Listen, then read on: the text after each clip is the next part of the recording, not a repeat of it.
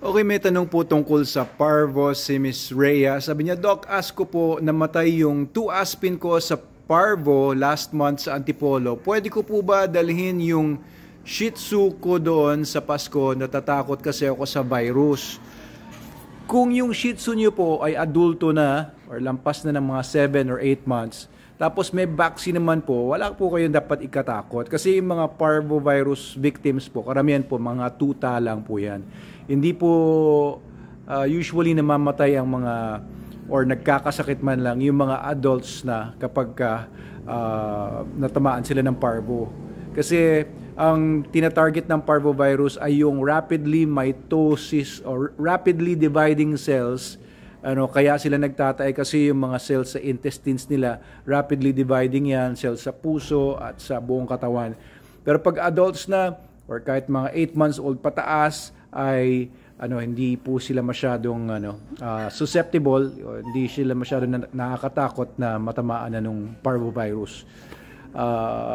Kaya hindi na po dapat katakutan yon. Pero kung yung aso nyo po is puppy pa lang hanggang mga 6 months, 7 months, mag-ingat po kayo kasi yung parvovirus hindi basta-basta namamatay yung virus na yan. Kahit na i-disinfect ninyo yung bahay, kahit na naaarawan, kahit na alam niyo yun, na-expose naman sa weather conditions or sa ulan, buhay pa rin yung parvovirus. Kaya it's wise na huwag niyo munang dalhin yung mga puppies ninyo kahit bakunado pa.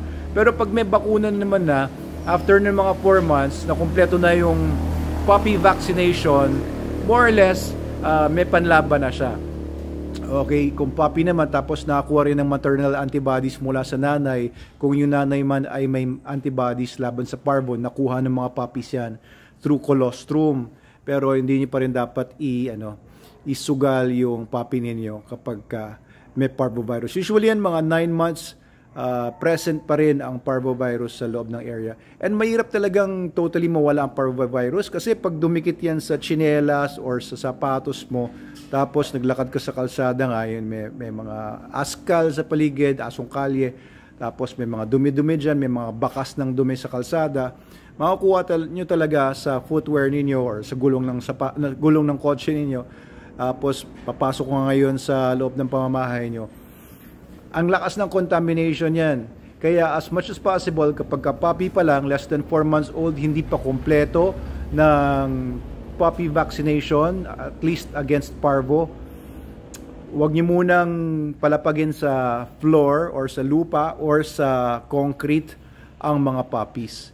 Kasi kahit walang namatay sa parvo sa loob ng isang pamamahay, sa isang area, may contaminations po yan. Yun nga, kasi hindi madaling mamatay ang parvovirus. Kaya, kagaya na sinasabi ko sa previous videos ko, yung mga stray dogs, mahirap talaga na laging may stray dogs sa isang area. Bukod sa rabies problem, ayan, nagkakalat din sila ng mga viruses like parvovirus. Ayun, yun lang po. Mula sa amin dito ni Adam sa bahay.